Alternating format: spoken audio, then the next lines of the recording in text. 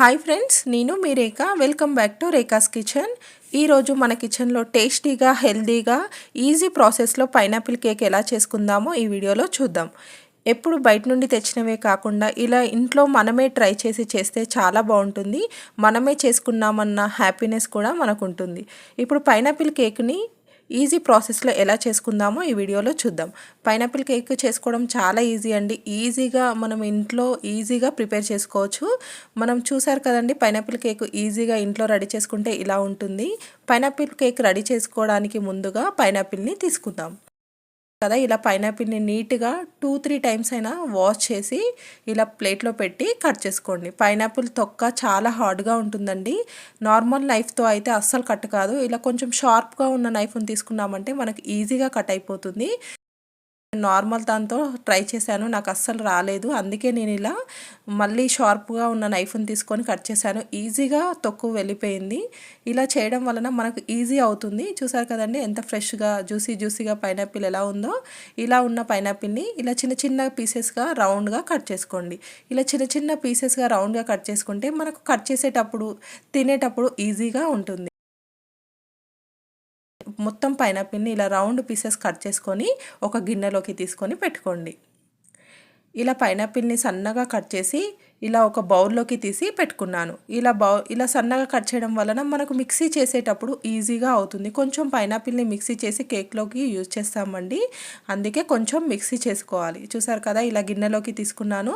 ఆ తర్వాత కొన్ని పీసెస్ని చిన్న చిన్నగా కట్ చేసుకొని ఇలా మిక్సీ జారీలో వేసుకొని మెత్తగా మిక్సీ చేసి పెట్టుకున్నాను. దీనిని కేక్లో వాడతానండి, అందుకే ఇలా మిక్సీ చేసి పెట్టుకున్నాను.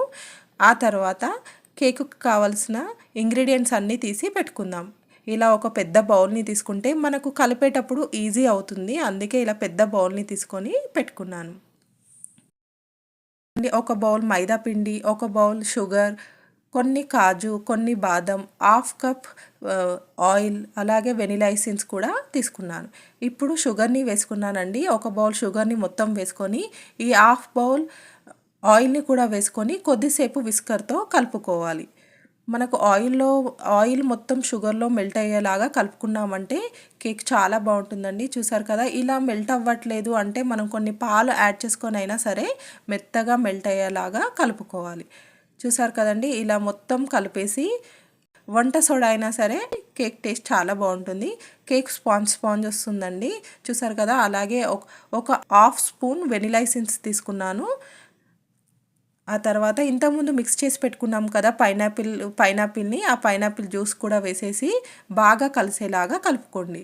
పైనాపిల్తో పాటుగా కొన్ని పాలను కూడా యాడ్ చేసుకుంటూ బాగా కలుపుకోండి. ఇలా కలపడం వలన మనకు షుగర్ మొత్తం మెల్ట్ అయ్యి బాగుంటుంది.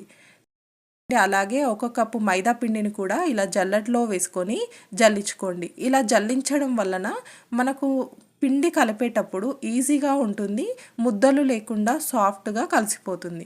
అందుకే ఇలా మనం జల్లించి వేసుకున్నామంటే ఎక్కడ ముద్దలు ఉండకుండా పిండి సాఫ్ట్గా కలిసిపోతుంది. చూసారు కదండి, ఇలా కలుపుతూ మనకు ఎన్ని పాలు కావాలో అన్ని పాలు యాడ్ చేసుకుంటూ కలుపుకోవాలి. ఇలా పిండి వేసి ఒక 2 మినిట్స్ అయినా సరే తిప్పుతూ కలుపుకోవాలి. ఇలా మధ్యలో కొన్ని పాలను యాడ్ చేసుకుంటూ చేసుకున్నామంటే ఈజీగా అయిపోతుందండి. మనకు మొత్తం ఒక హాఫ్ కప్పు మిల్క్ మాత్రమే పడుతుందండి, ఎక్కువ మిల్క్ కూడా పట్టదు. ఎందుకంటే మనం పైనాపిల్ పేస్ట్ చేసి వేసాం కదా, అందుకే ఎక్కువ మిల్క్ మనకు యూజ్ అవ్వదు. అలాగే చిన్నగా కట్ చేసి పెట్టుకున్న కాజు బాదంని 2 స్పూన్ల కాజు బాదంని కూడా వేసుకుంటే మనకు తినేటప్పుడు టేస్ట్ చాలా బాగుంటుందండి. జస్ట్ పైనాపిలే కాకుండా ఇలా డ్రై ఫ్రూట్స్ కూడా ఉంటే టేస్ట్ చాలా బాగుంటుంది. మాడకుండా చక్కగా వస్తుంది. ఆ తర్వాత ఇంతకుముందు కట్ చేసి పెట్టుకున్న పైనాపిల్ని కూడా చూసారు కదండి, ఈ షేప్లో కట్ చేసుకొని కింది సైడ్ మొత్తం పెట్టేసుకోండి. ఇలా మొత్తం పైనాపిల్స్ పెట్టేసిన తర్వాత 2 టేబుల్ స్పూన్ల వరకు షుగర్ని లైట్గా స్ప్రెడ్ చేసుకోండి.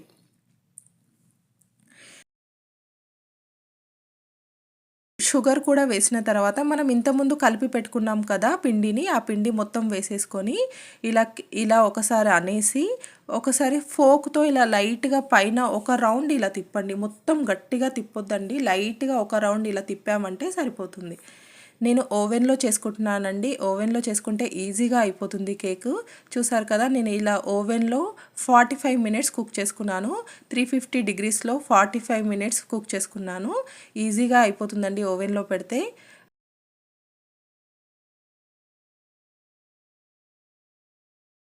ఓవెనే యూజ్ చేయాలని ఏమీ లేదు, మనం బౌల్లో కూడా చేసుకోవచ్చు స్టవ్ పైన. ఈజీగా కుక్ అయిపోతుంది. చూసారు కదండి, ఇప్పుడు 45 మినిట్స్ తర్వాత నేను కేక్ బయటికి తీసాను. ఈజీగా అర్థమైపోతుంది మనకు కుక్ అయిపోయిందని. కేక్ కుక్ అయిందా లేదా తెలుసుకోవడం కోసం మనము ఒక పుల్లని ఇలా కుచ్చి చూస్తే మనకు ఈజీగా అర్థమైపోతుంది.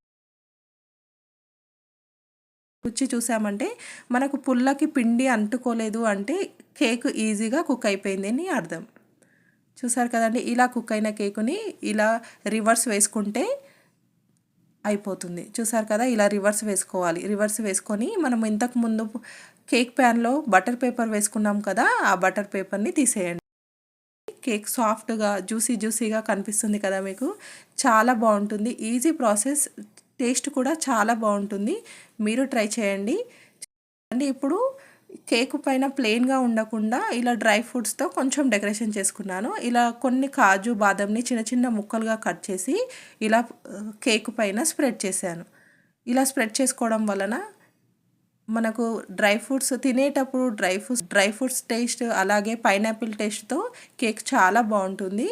ఈజీ ప్రాసెస్ కూడా. చూసారు కదండి, మనం ఎంత ఈజీగా చేసేసుకున్నామో.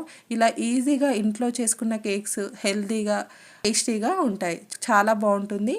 మీరు ట్రై చేయండి. Thank you for watching.